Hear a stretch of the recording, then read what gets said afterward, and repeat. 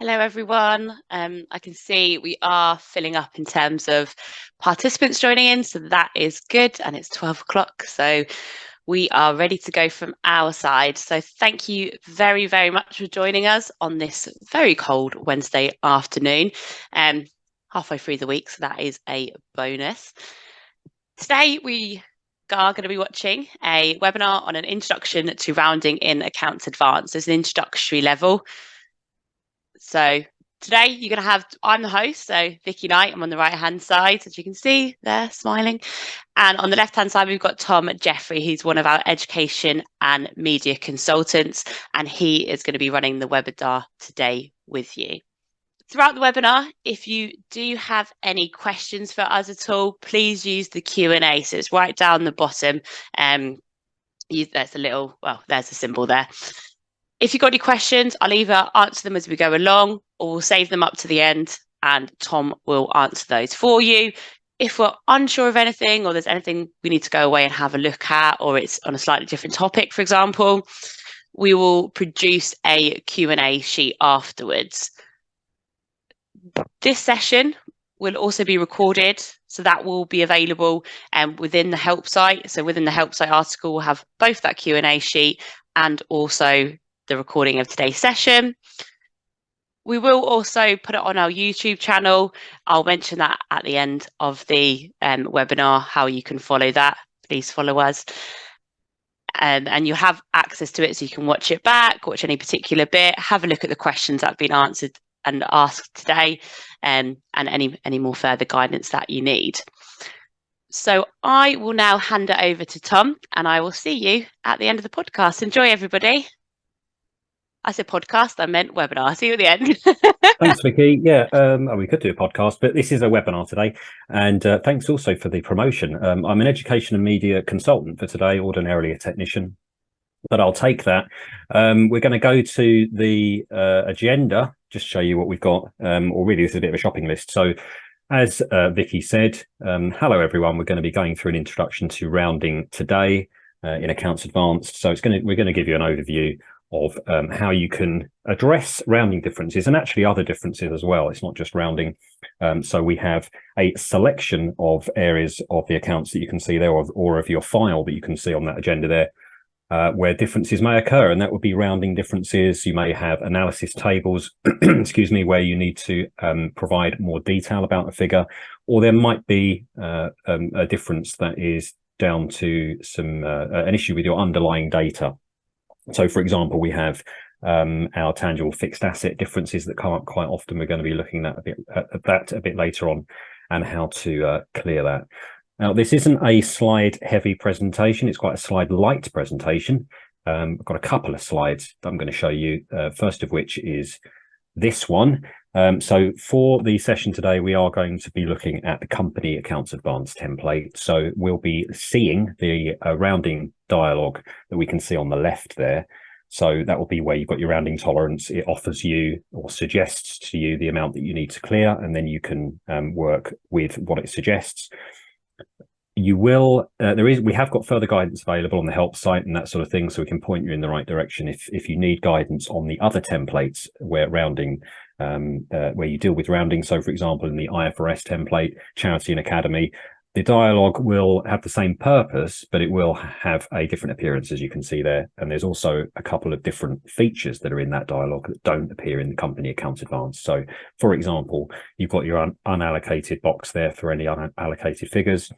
You also will see a comparison between the original figure, what rounding has previously been applied, and then what the rounded figure is. As I say, we have got additional guidance on that area, which we can forward to you. We'll also include anything like that in useful links as part of our Q&A document that we'll put on the help site.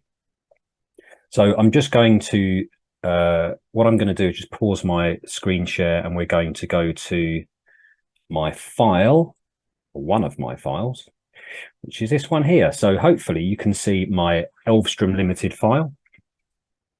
And we're going to go to our TB first of all. So we can see straight away we have some figures here showing in our transactions, or in our balances in all three periods actually, that have pence So hopefully you can see that. So for example, we've got 19 pence here, we've got 32.90. Now, we would usually recommend, if possible, avoiding importing trial balances with pence. So we would recommend not importing TVs with decimal numbers. If you do, then it just means that you'll have the potential to be clearing more differences. You'll always have rounding differences here and there that will appear in the accounts based on how certain parts of the file are behaving and how figures are pushing and pulling between different parts of the file. So you'll usually find you'll have a small rounding difference to clear whatever you've imported, but the chance of those differences appearing will be greater if you're importing with decimal numbers. So there are ways that we can address that. Of course, you may want to have pence in your TB, so you can address it on the face of the accounts without affecting the figures as they appear in the TB.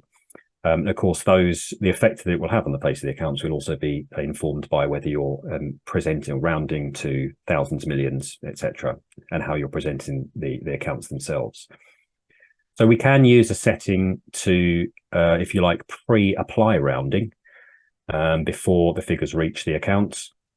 And what that will do is it will decide what income statement and balance sheet codes to round to, but it won't amend anything here. What I mean by that is if you go to the document manager and let's say we go down to our trial balance, stop scrolling, go down to our trial balance lead schedule here, we can see we've got our figures in here showing pence, and that will stay that way. The process I'm just about to show you won't affect that. So you'll still have that detail in the lead schedule. But if we go back to the trial balance and we go to the settings here, what you'll see is this settings for reports. You can ignore quite a few of these fields here.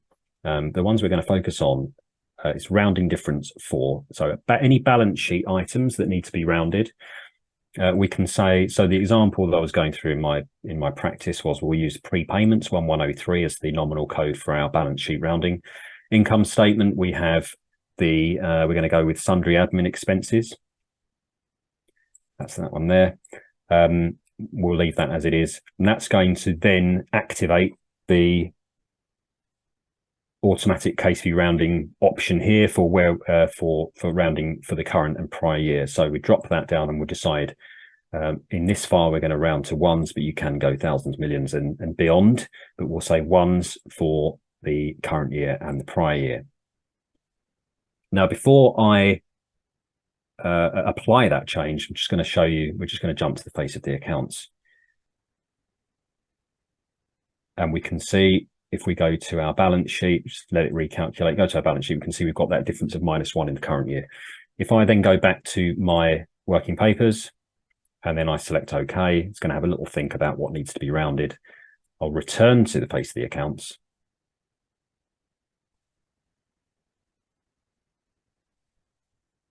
And when it's finished recalculating, you can see that difference has now disappeared because it's applied that difference to prepayments as we'd specified in those settings.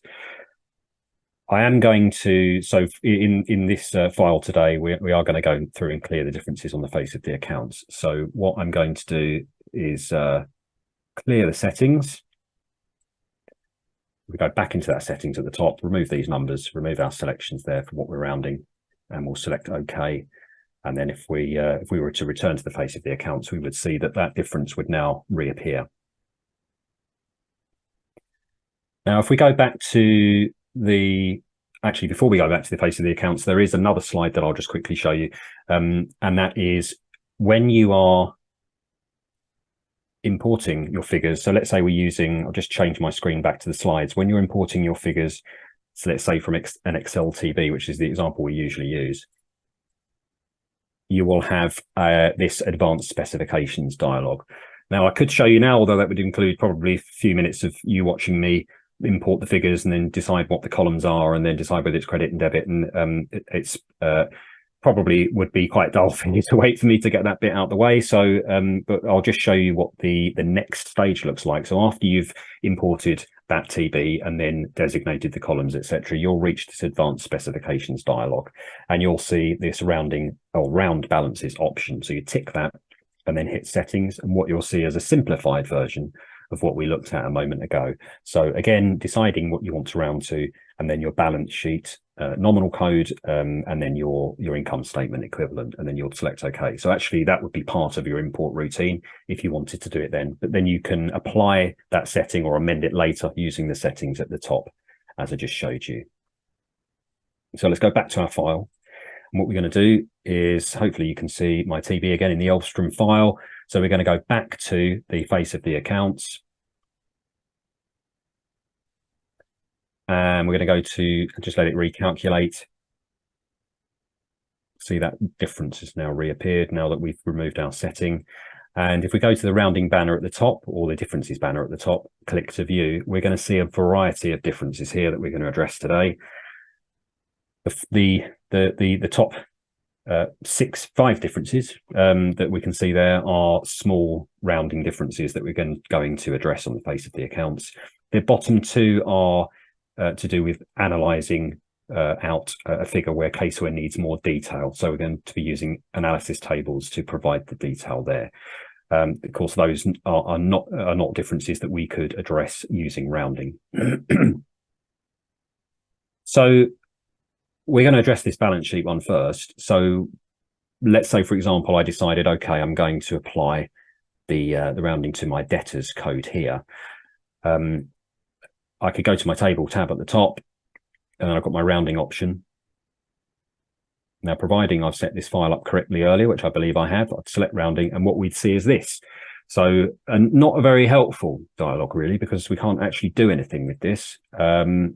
Essentially, what that's telling us is we don't have the setting in place to allow us to apply rounding because we haven't set a rounding tolerance. So our threshold is 0. We need to set a threshold for being able to clear off a difference using rounding, beyond which you would then be addressing the figures directly, the underlying data. So we need to set that tolerance first in the wizard. So I'm going to close that. And then I'm going to go to the wizard and go to accounts format.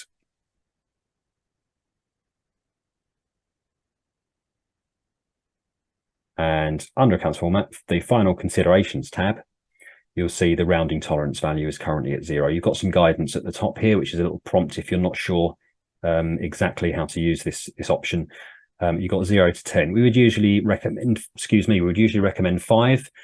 We usually use 5 in our training examples. You can go up to 10, bearing in mind how if you were rounding, for example, to millions, then if you wanted 10 or more, then you're dealing with units. You're dealing with 10 million there. Of course, you've got your units of millions.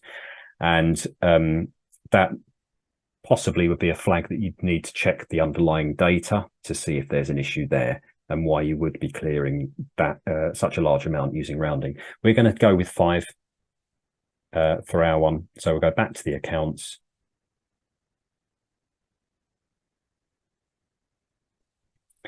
And then we can proceed with applying our rounding. Now, in terms of where you would apply the rounding on the balance sheet, we have recommendations. We would usually recommend debtors or creditors. We've got our amounts falling due within 1 year here for both of those. That would be our go-to, again, in training examples. When you're looking at the other areas here, we wouldn't recommend or we can't apply rounding to the called up share capital or the profit and loss figures as they feed through from the statement of changes in equity. And on the statement of changes in equity, we can't apply rounding on there. We wouldn't recommend applying to cash as that's quite a specific figure, and it's also we want it to agree to the statement of cash flows, which has figures pulling in from various areas. Fixed assets, again, driven from mapping, and we wouldn't be able to apply it rounding to the corresponding note so that the balance sheet and the note agrees.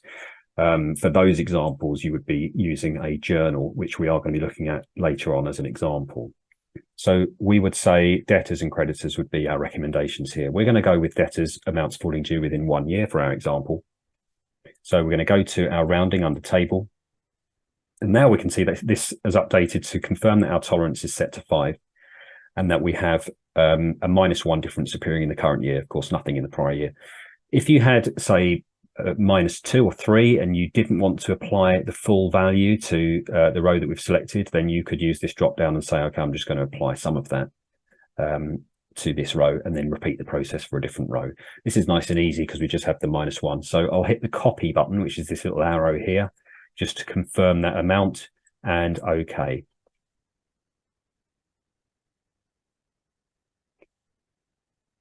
And we can see that rounding has been confirmed using the yellow banner at the bottom. And we've also got this blue dot here. If we hover over that, it's confirming next to the row that we've applied rounding. So if we go back to our rounding and differences dialog, we can see that the difference on the balance sheet's now gone, but we have now got a new difference on the corresponding note. So that's a prompt for us to jump to the note. And what we need to do is apply the rounding there as well, so that it agrees to the balance sheet. So in this example, we're going to go to trade debtors, and then we'll hit the rounding again. Again, we'll just agree to that -1.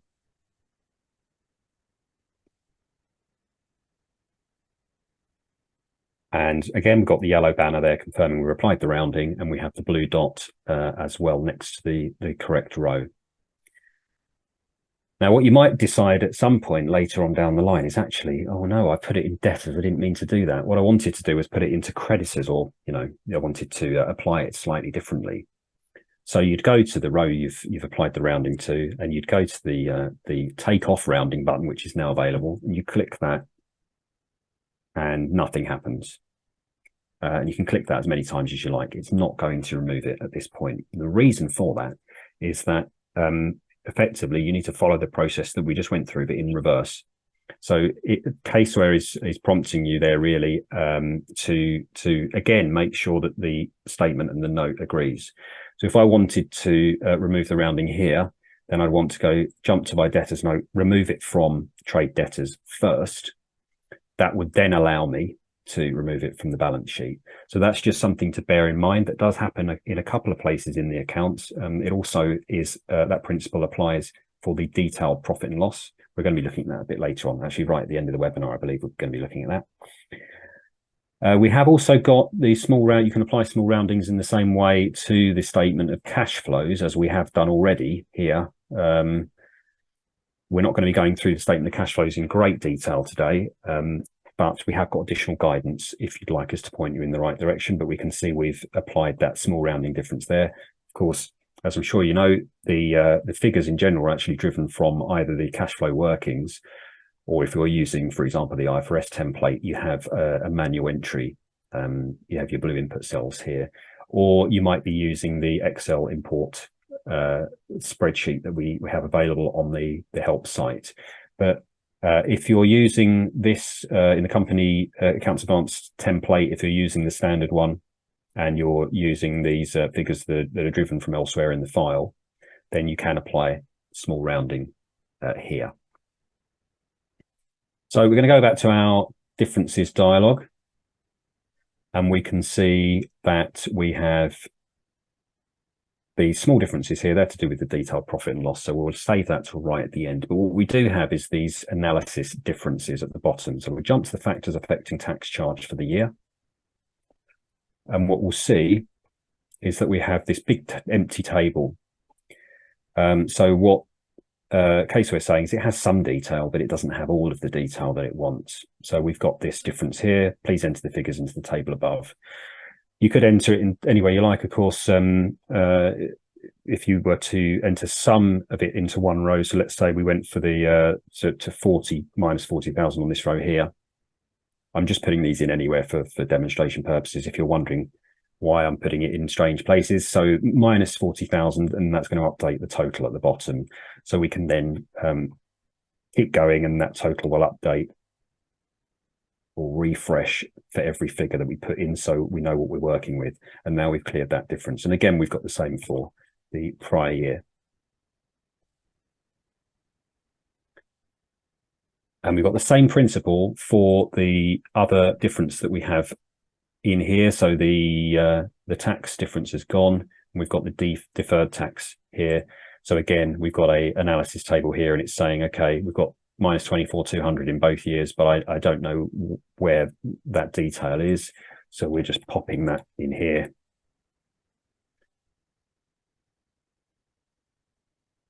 And that's going to clear that difference for us.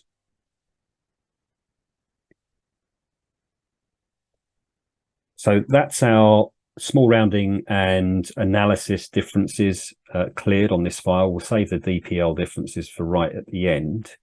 What I am going to do now is jump to a different file. So I'm just going to pause my screen share and jump to a file here, my minutes limited file. Hopefully you can see that. And we're going to be looking at a different type of difference, which is a difference that we can't clear on the face of the accounts. And this is one that comes up quite often, actually. So if we go to our difference dialog, we can see this large difference, minus 105,000 in the prior year for the balance sheet and in the current year for the cash flow. And if we go to the balance sheet, we can see that difference there. We can actually see that we've already applied some small rounding to the balance sheet, but this is different. This is unrelated. So I know in this example that difference relates to the tangible fixed assets note, but I will show you in a moment how to find out where the difference is occurring. But in this example, we know it's TFA, which is this one here. This might be familiar to you. This is something that comes up quite regularly in support, and we do have guidance on the help site, which is effectively an article explaining, possibly in better detail, what I'm about to show you. So the difference exceeds the rounding tolerance, therefore please review your trial balance. So there's no way we're ever going to be able to clear that with rounding. So we need to find out why that difference is there. Now, the best way to do that is to use the trial balance diagnostics report. And this is something you can access in a variety of different ways. Usually you'd access it from working papers. So you have your dashboard here. If you're using the AccountsAdvanced digital dashboard, then you've got other docs, and then you've got TB diagnostics. If, for example, you're accessing an accounts document in your document manager that's part of, say, an audit file, and you're not using the AccountsAdvanced dashboard, you might be using the audit dashboard, then you can simply go to the address bar at the top and type in diag and hit enter. And what that's going to do is open up this additional case view document. So it's another case view document that's sitting alongside your accounts and your wizard and whatever other case view documents you have open. And what we can see straight away is that difference there. So we can see it's under our plant and machinery cost brought forward. Excuse me. And the reason why, so we can see we've got our current year brought forward is 128,609, but our prior year closing was actually 23,609. So we need those to agree. The reason why that difference is flagging up is the way that the tangible fixed asset note is driven. So the TFA is actually driven from the current year brought forward figures. And it's not taking into account things like additions and disposals. But what it is also doing is comparing the current year brought forward figure to the closing prior year figure, or the prior year figure that we have in the TB. And obviously it's seeing that there's a difference there. So we're going to address that using a journal. We're going to add in an additions figure into our TB so that we can correct that. So I'm going to head over back to working papers. If I can find the icon, I can't see for looking. So we go to our working papers and go to account at the top and then assign mappings. And we'll see in here, we're going to drill down to our tangible fixed assets, plant and machinery. And we can see if we drill down, keep going, we've got our cost brought forward there. We can see we've got our 128,609. And then we've got our 23,609 in the prior year. So what we want to do is we want to move 105,000 into our additions. You can apply this principle in the same way to the depreciation brought forward as well, which we have applied a similar principle further down, but we just need to do it for our cost brought forward today. So I'm just going to close that, and we're going to go to adjusting journals. I'll just make sure the journal isn't already in there. No, that's not there, so that's good. And then we'll create a new one, and we're going to call this TFA additions. And under the number column, we'll use this drop-down arrow here, and this is going to give us all of our account codes. So we want to select the account, if I can find it, there it is, 0020, which is our plant and machinery brought forward. So we'll select that one for our one side of the journal. And in there, we want to put out minus 105.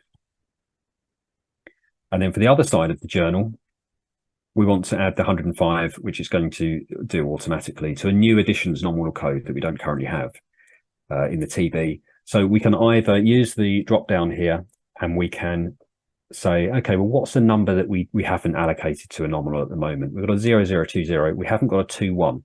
So what we could do is we could hit the new here and then create it from there. Or if we did already know that 0021 was available, you can actually just type it in that field, hit enter, and Caseware will prompt you. It will say, well, that account doesn't exist, so we need to create it. So select yes, and then we'll go through the creation here. So we're going to call that P and M additions. And the map number, you can type it in if you know it, or you can drill down. So we're going to go down to our plant and machinery, and we've got our plant and machinery additions there. We'll select that, and that's going to fill in all those other bits for us. Now you can split this across multiple codes if you want to, but we're just going to do to the one today. So select OK. It's automatically going to apply that 105, the other side of the journal, to that P&M additions that we've just selected. And we can hit recalculate. Now, if we go back to our case view, we can see that difference is gone, and we can see that they now agree. So that's all as expected. And we can go to the accounts, which I actually have open just there, don't I? Accounts. Difference has gone on tangible fixed assets. Difference has gone on balance sheet. And you may be wondering why it's not in the differences dialog. And that's because we've got the minus 105 still showing on the statement of cash flows. And the reason for that is because the statement of cash flows on the face doesn't update in real time. It doesn't update in the same way as the other areas do. So if we go back to the statement of cash flows, we can still see that that difference is there. So what you can do is select within the statement, go up to navigation at the top, and then you've got the refresh option here. So drop that down, hit refresh cash flow document, which is a sentence I always struggle with. We'll just let that recalculate.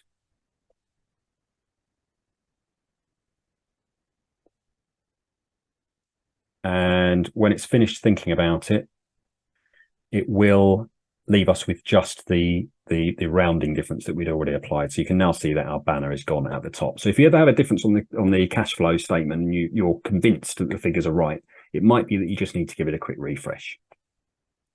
So that's everything I wanted to show you in that file. I'm going to go back to the Elstrom file for real this time, and we're going to deal with those last few differences that we have in the dialog. And go to the click to view at the top. And we've got these small differences here. We'll jump down to the statement first. Now, as I mentioned earlier, the principle here is the same in the way that you're clearing the difference, in that you clear it on the statement first, and then you'll clear it on the corresponding note. And then again, you won't be able to clear it from the statement until you've cleared it from the note first. The reason why the differences are appearing slightly different to other areas of the accounts.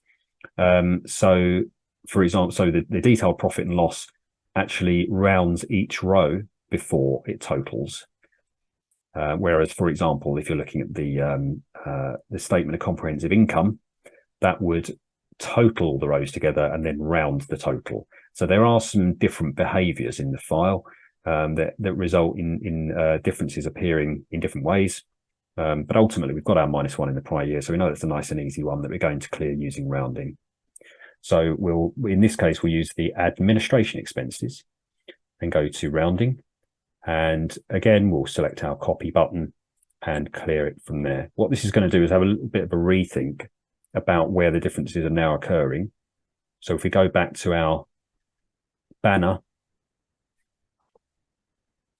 we can see that we have -1 now just appearing in that prior year for the administration expenses, particularly on the detailed profit and loss, lots of rows. So rather than scrolling down until you get to where you want to go, it would make sense here for me to use the option to hide unused rows for this table under the table tab. And that means that I can very quickly now see where I want to apply the rounding. And in this case, we're just going to use the sundry expenses. and I'll hit rounding, accept the -1, and that's cleared our rounding banner. So that's actually dealt with all of the differences that we have in both files, has covered all the areas that we had on the agenda. And that brings me to the end of the content that I wanted to show you. We have got up to 45 minutes available to us, so I think that's another almost 15 minutes. So if there are any questions, we can address those, and I'll hand over to Vicky and see where we are. Thank you, Tom. Does anybody else have any questions that have popped up that you can pop in the Q&A chat for now? Absolutely fine if not. Don't be shy, everyone. You can. We don't have to we're not going to call out your name or anything like that. But if you wanted to submit a question, you've got plenty of time to do so. What we'll probably do now, actually, is we'll go through the wrap up. So Vicky will run through the other areas where you can get guidance. During the next few slides, you'll still be able to submit your questions. We've also got a survey that will pop up afterwards, a brief survey. So we'd very much appreciate you filling that in and let us know how you think we got on. It's always good to get feedback so that we can improve future sessions, but you'll also have an opportunity there to ask any questions, and we can follow up with you afterwards. But we've got the slides on the go, so let's see how we get on. Vicky, if you wanted to run through the last few slides there. Yeah, of course.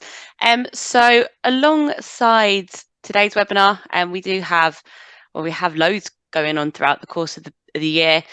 If you would like to do any more, if you would like to sign up to any more, I encourage you to do so. You can do that on our website here. So it's UK Resources /events. They will have a list of upcoming webinars there, and you can also see these on the help site. Alongside this, we do have a LinkedIn page. Please go and follow us. It is the Caseware Education page, Caseware UK Limited page. That will give you some top tips that we'll come up with, some little helpers. Also, we will tell you about upcoming webinars there. We've also got our YouTube channel, as you can see on the right-hand side. That is where this webinar will go. Also, some quick vids are on there. So if you do get stuck on something, it's a really handy place to have a look. So once again, please follow us on there also. If you haven't had a look at our help site, please feel free to do so. It does have loads of information on there. It has links to, say, the quick vids that I've just mentioned, articles in regards to certain things. It is a really good place to have a look to see, basically to see if you get any more information about anything. If you're stuck, it will just give you a step-by-step guide. You can also chat to our support team straight through our help site, and we do have a chat service which will pop up at the bottom of the right-hand side when you're on there. So if you do actually need to speak to somebody, that is a good place to go. Thanks, Vicky. I'm not going to go to the goodbye slide because we have got a couple of questions that have just come in. So first of all, occasionally, quite often, the program will show differences which aren't possible to get rid of. Any good suggestions of how we get rid of them? The difference just jumps from column to column. So for example, there may be, we know there's been examples where differences will jump around the file because there's areas that don't agree with each other. It might be there's a one-sided journal lurking somewhere that needs another side added to it, that sort of thing. We would like to get more detail from you. So what we'll do is email you after, or in the next day or so, or next couple of days, about just to get some more detail from you. If there's a particular difference that you're having issues with, and of course we can always line up a support call with you. The other question was, would a standard approach to rounding so that all parts are rounded using the same method reduce the potential of rounding errors? Presumably, that's referring to what I was mentioning near the end of the presentation, where we have certain areas of the accounts behaving slightly differently. So, the statement of comprehensive income rounding the total of the rows, and the DPL rounding the rows and then adding them together. I'm sure there is an excellent answer as to why we have different behaviors in different parts of the file. I'm not going to attempt that answer now, I'm afraid, but what I will do is speak to our product team, and we'll get back to you after the session with a reason for why it behaves that way, if that's okay. So I think that does bring us to the end of the session. We're not seeing any other questions coming just yet. Again, you've got the opportunity to pop those in the survey, and you can also get in touch with us directly, and certainly you've got our support services there. So I'm going to jump to the last slide. I'm going to do it. So we've got our that brings us to the end of today's session. Thank you very much, everyone, for joining us. We hope you enjoyed the session. Yes, the event is being recorded, and that's going to go onto the YouTube channel in the next couple of days. It will also go into an article that will go on our help site, and that article will also include a Q&A document and any useful links that we think are relevant. But otherwise, we'll give you a little bit of time back there. We hope that you enjoyed the webinar. Enjoy the rest of your day. Take care, and we'll see you next time. Thank you, everyone.